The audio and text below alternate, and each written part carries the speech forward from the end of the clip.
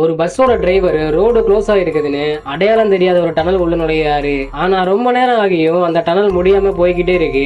ஏதோ தப்பா இருக்குதுன்னு டிரைவர் பஸ்ஸை யூட்டன் பண்ணி டனலை விட்டு வெளியே போயிடலாம்னு பார்த்தா ரிவர்ஸ்ல போய் கூட அந்த டனலை விட்டு அவங்களால வெளியே போக முடியல. அப்போ டீசல முடிஞ்சு போக 2 பேர் மட்டும் ஒரு நூலை கட்டிக்கிட்டு வழியை தேடி கிளம்புறாங்க. கொஞ்ச நேரம் கழிச்சு அந்த இடத்துல ஃபாக் ஆரம்பிக்குது. அப்ப மிச்சம் இருந்தவங்க ஃபாக்ல இருந்து 2 உருவம் வரதை நோட் பண்றாங்க.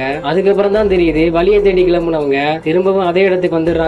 சோ ஒரு லூப்ல மாட்டிக்கிட்டோம்னு நினைச்சவங்க அதை திறக்கிறதுக்காக சப்ளைஸ் எல்லாம் எடுத்துக்கிட்டு தனித்தனியா பிரிஞ்சு தேட ஆரம்பிக்கிறாங்க. பார்த்தா மறுபடியும் எல்லாரும் அந்த இடத்துக்கு தான் வர்றாங்க. ஆனா இந்த டைம் அந்த பஸ் முழுக்க தூசி படிஞ்சிருக்கு.